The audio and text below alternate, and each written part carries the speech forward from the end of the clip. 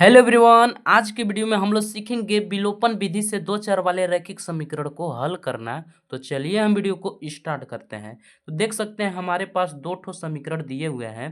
पहला समीकरण है 2x प्लस 3y बराबर 11 और दूसरा समीकरण है 2x माइनस 4y बराबर -24। तो देखिए इसको हमको विलोपन विधि से हल करना है। कौन सी विधि? विलोपन विधि। तो ध्यान समझना है, विलोपन विधि से हल करने के लिए इन लोग का गुणांक देखना है। सबसे पहले इसको समीकरण नंबर 1 बना देना है। अब इसको समीकरण नंबर 2 बना देना है। इसको समीकरण नंबर कितना बना देना है? 1। अब इसको समीकरण नंबर 2। अब देखना है यहाँ पे यक्स का गुणांक देखिए 2 है और यहाँ पर भी यक्स का गुणांक 2 है। इन लोग का तो गुणांक समान है। तो देखिए यहाँ पे हम समीकरण 1 और 2 का क्या करें कि यहाँ वाला पद यहाँ वाला पद 0 बन जाए। तो अगर समीकरण 1 में 2 को जोड़ देते हैं तो जोड़ेंगे तो ये 2 2 4 x हो जाएगा। लेकिन इसको अगर घटा देते हैं तो ये वाला पद हमारा 0 बन जाएगा। तो हम क्या लिखेंगे कि समीकरण 1 में से समीकरण 2 को घटाने पर, तो लिखते हैं समीकरण समीकरण 1 में से समीकरण समीकरण 2 को घटाने पर। तो चलिए इसको हम लोग घटाते हैं। तो घटाने के लिए एक बार इसको लिख लेते हैं 2x प्लस 3y बराबर 11 और यहाँ पे भी है 2x माइनस 4y बराबर -24। तो देखिए जब इसको घटाएंगे तो इन लोग के चिन्ह बदल जाएगा। जैसे इसके आगे चिन्ह प्लस छिपा हुआ है तो हो जाएगा माइनस। अब यहाँ पे माइनस है तो हो जाएगा प्लस। अब यहाँ पर भी माइनस है तो हो जाएगा प्लस। अब इसको आप घटाइए तो देखिए यहाँ पे चिन्ह जो बदला है तो 2x के आगे यहाँ वाला चिन्ह है, ये वाला चिन्ह है बल्कि। तो यहाँ पे छिपा हुआ है प्लस और यहाँ पे छिपा हुआ है माइनस। तो प्लस माइनस माइनस होता है, इसलिए 2x को काट देंगे क्योंकि एक ठो प्लस में है एक ठो माइनस में है। अब देखिए यहाँ पे ये वाला चिन्ह देखना है तो प्लस प्लस क्या होता है? प्लस। तो प्लस का मतलब होता है जोड़ना। तो जोड़ते हैं 4 और 3 को जोड़ देंगे, कितना हो जाएगा? 4 और 3 7y। अब चिन्ह की बात करते हैं तो चिन्ह है 4y के आगे कौन सा चिन्ह है? ये नीचे वाला 3 देखना है। तो प्लस है तो यहाँ पे प्लस नहीं लगाएंगे, प्लस का चिन्ह नहीं लगाते हैं, ठीक। अब देखिए बराबर प्लस का मतलब होता है जोड़ना। 11 और 24 को जोड़िए, कितना हो जाएगा? 11 और 24 35 हो जाएगा। कितना हो जाएगा? 35। अब ध्यान से समझना है, ये हम 7 से 35 को काट भी सकते हैं। तो चलिए काट देते हैं। 7 एकम 7, 7 पचे 35। तो y का जो हमारा मान निकला, y बराबर कितना निकल गया? 5। एक तो लिखते नहीं है तो y का मान कितना निकल गया है? 5। अब ये y का मान आया है, इस y का मान हम समीकरण 1 में रखेंगे। समीकरण 1 में रखकर वहां से हम x का मान निकाल लेंगे। तो लिखेंगे कि y का मान समीकरण समीकरण 1 में रखने पर, समीकरण 1 में रखने पर। तो चलिए इसमें रखते हैं। हमारा समीकरण 1 को एक बार उतार लेते हैं। हमारा समीकरण 1 है 2x प्लस 3y बराबर 11।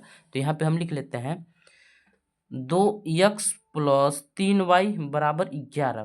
तो देखिए यहाँ पे हमको x के y के जगह पे रखना है 5, यही ना रखना है y के जगह पे 5। तो यहाँ पे 2 इंटू x प्लस 3 गुणे का चिन्ह लगा सकते हैं और y की जगह पे हम लिख सकते हैं 5, ठीक, बराबर 11।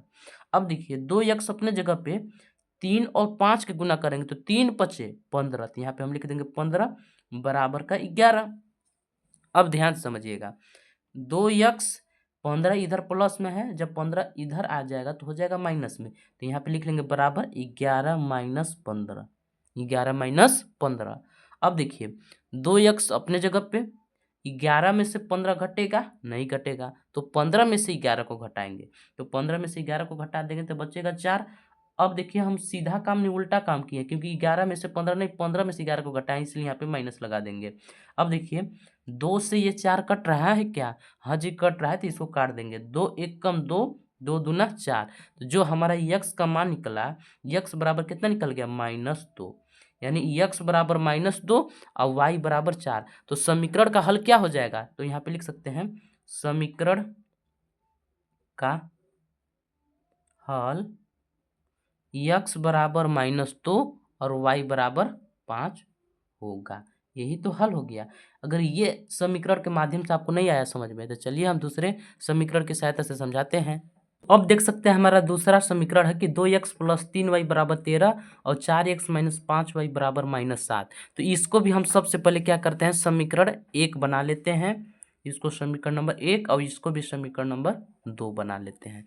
अब ध्यान से समझना है, यहाँ पे x का गुणांक 2 है और यहाँ पर x का गुणांक 4 है। तो इन लोग को गुणांक बराबर नहीं है तो यहाँ पे हम बराबर करेंगे। तो देखिए यहाँ पे देखिए, यहाँ पे 2 है और यहाँ पे 4 है। तो 2 और 4 को बराबर करने के लिए 2 और 4 का हम एलसीएम पता करते हैं। 2 और 4 के एलसीएम चलिए यहाँ पे निकाल देते हैं साइड में। 2 और 4 का एलसीएम निकालना है ना, 2 से काटेंगे एक बार में, अब ये 2 बार में कट जाएगा। फिर 2 से 1, 1, 2 दूना 4, यानी एलसीएम कितना आ गया 4। देखिए समीकरण जो 2 है इसमें हमारा पद 4 है, 4x है, लेकिन समीकरण 1 में 4 है क्या, नहीं है। तो समीकरण 1 में हम कितना से गुना कर दे कि ये वाला पद 4 हो जाए। तो 2 के पहाड़े में 4 कितने बार में आता है, 2 बार में। तो हम लिखेंगे कि समीकरण समीकरण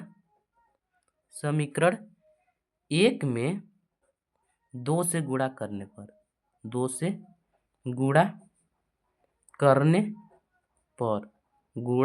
पर, तो चलिए गुणा करते हैं। जब इसमें गुणा कर देंगे तो 2 गुणे कोष्टक में इसको लिख देंगे 2x + 3y बराबर 13। यहाँ पर भी 2 गुना करेंगे इसलिए 2 गुणे 13 करेंगे, क्योंकि जब हम 2 से गुना करेंगे तो 2 इधर भी गुना करेगा और इधर भी गुना करेगा। तो चलिए गुना करते हैं। 2 दूना 4x + 2 तिया 6y बराबर 13 दूना 26। ठीक, इसको समीकरण नंबर हम बना देते हैं 3। इसको समीकरण नंबर कितना बना दिए, 3। अब देखिए हम समीकरण 2 और समीकरण 3 में क्या करें कि ये वाला पद हमारा 0 बन जाए। तो इसको हम क्या करते हैं, समीकरण 2 में से समीकरण 3 को घटा देते हैं। तो लिखेंगे समीकरण 2 में से समीकरण 3 को घटाने पर,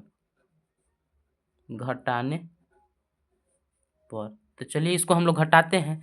तो यहाँ पे घटाने के लिए एक बार समीकरण को लिख देते हैं। जैसे ये वाला समीकरण कितना है हमारा, 4x - 5y बराबर -7। अब ये वाला है 4x + 6y बराबर 26, यही ना है। तो जब इसको घटाएंगे तो बताए थे चिन्ह बदल जाता है। जैसे 4x है तो यहाँ पे माइनस हो जाएगा, +4x है ना तो इसलिए माइनस हो गया। फिर 6 भी प्लस में तो ये भी माइनस में हो जाएगा, ये भी प्लस में है तो हो जाएगा माइनस में। अब देखिए ये माइनस में हो गया, ये प्लस में है तो इसलिए इसको काट देंगे। अब देखिए माइनस माइनस प्लस, तो जोड़ते हैं 5 और 6 कितना हो जाएगा 11y। चिन्ह माइनस के लगेगा क्योंकि बड़ा अंक के आगे चिन्ह माइनस है। अब देखिए माइनस माइनस प्लस, तो 26 और 7 कितना होता है, 26 और 7 होता है 33।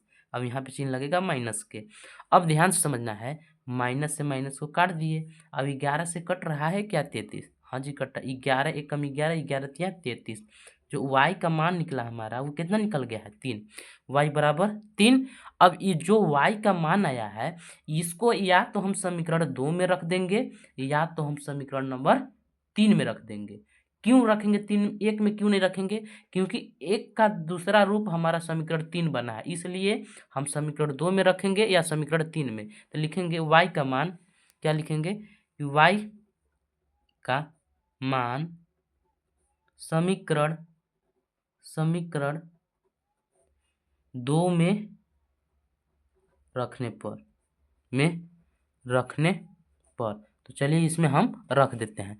तो देखिए समीकरण 2 को एक बार हम उतार लेते हैं। हमारा समीकरण 2 यही वाला ऊपर वाला है, 4x - 5y बराबर -7। अब वहाँ पे y के जगह पे हमको 3 रखना है, तो 4x अपने जगह पे -5 गुणे y के जगह पे हम 3 लिख देंगे -7।